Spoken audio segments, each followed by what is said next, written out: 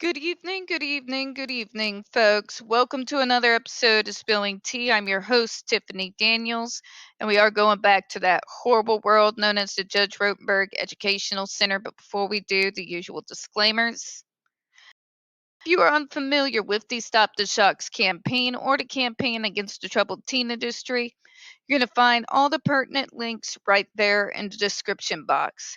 Please in particular take note of the article written by NeuroClastic, a small non-for-profit started by autistics for autistics. In it, they interviewed over 900 ABA professionals in regards to the JRC's so-called behavior modification program. The Judge Rotenberg Educational Center doesn't want you to read that article so much. They threatened NeuroClastic with a defamation lawsuit if they did not remove it from the website. Excuse me, ear itch. So folks, you know the drill. Read the article, share it on all your social media. Also included is NeuroClastic's public statement in regards to the defamation lawsuit threat, as well as a link to their GoFundMe. We are crowdfunding just in case the JRC sees through with their threat. Trigger warning 1, when we discuss places like the Judge Rotenberg Educational Center and Agape Boarding School for Boys, you're going to hear vivid descriptions of and catch clips or surveillance footage of people with mental health issues and disabled people being tortured and abused. If you got young children present, please go ahead and utilize those headphones. Number 2, this channel is marked not for kids for a reason. We use profanity on occasion and speak on dark subjects. If your child is 16 and younger and they are watching this, very obviously, parental supervision is advised. All right, where we left off. FDA provided a presentation that described the banning standard, the regulatory history of aversive conditioning devices, alternative treatments, and a summary of the risks, benefits, and risks of ESDs, including a comprehensive systemic literature review based on the information available at that time. So, what they did, folks, was go over the information that we do have. That includes, in spite of how ridiculous it is,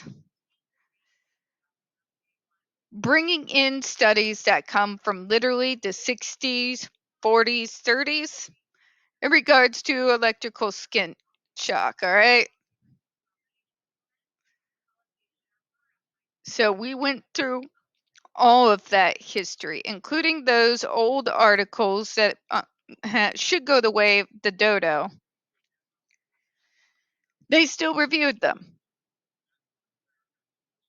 and ruled them as irrelevant because they are. Because as medicine changes and we all learn more and more about what it is to be neurodivergent, how mental health issues affect individuals, all of that help create the current system of services and treatment that we currently have. Granted, the last dinosaur, cruelest of them all, ABA, is still holding on with like a claw-like death grip. But you see what I'm getting at here, right? They went through all the information. The reason why there was no data presented after the time period of the 1980s in regards to the skin shock device, GED, being studied is because it doesn't exist. Like I said in the last video. Jesus, I'm tired. All right, let's continue, shall we? After the panel meeting, FDA reviewed approximately 300 comments submitted to the public docket created for the panel meeting. FDA 2014-0238. Now, folks, this is not mincing its words here.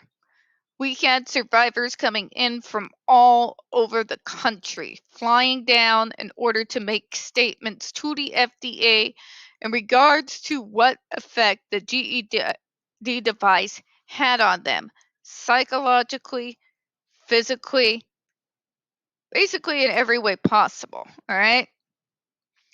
Those who did not go in person wrote to the FDA in a comment section that they left on their website during the time.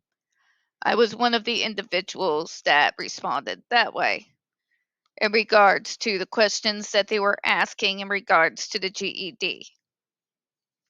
All right.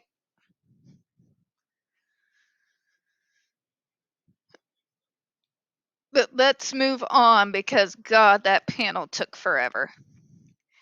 FDA's associated that docket with this rulemaking and consider those comments in this rulemaking as appropriate because it is. Because those comments are coming from the top heads in their field and those who have lived through it. That's what the decision was based on. However, the FDA shot itself in the foot by refusing to mention the specific device that was in question. To use just simply ESDs instead of GED, we end up in the current mess we are in now.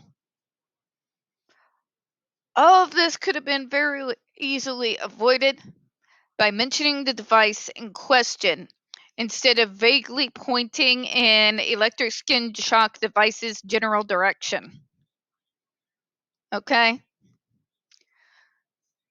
By naming the device, everyone would know what you were talking about, why you're talking about it, and when we wouldn't be still having this conversation.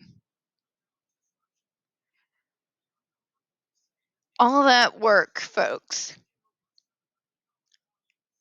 And the FDA freaking blows it by refusing to name the device in question, therefore bringing in devices that have absolutely nothing to do with anything that's going on at the Judge Rotenberg Center. You have a massive stack, literally about a tower of statements.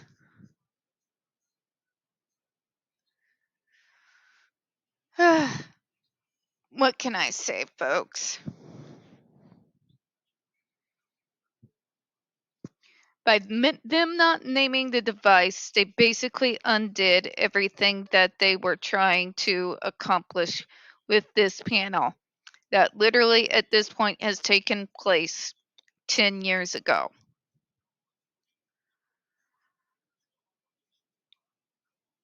So,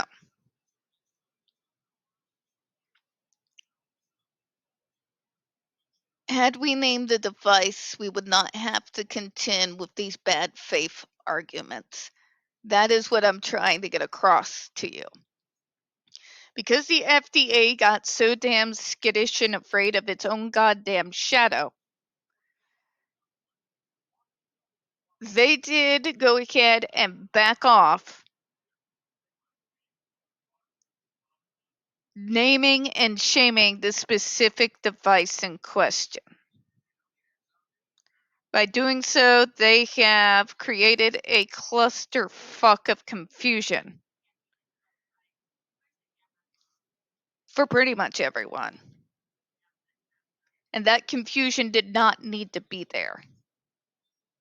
We wouldn't have to be arguing in regards to completely unrelated devices had the FDA simply named the device in question.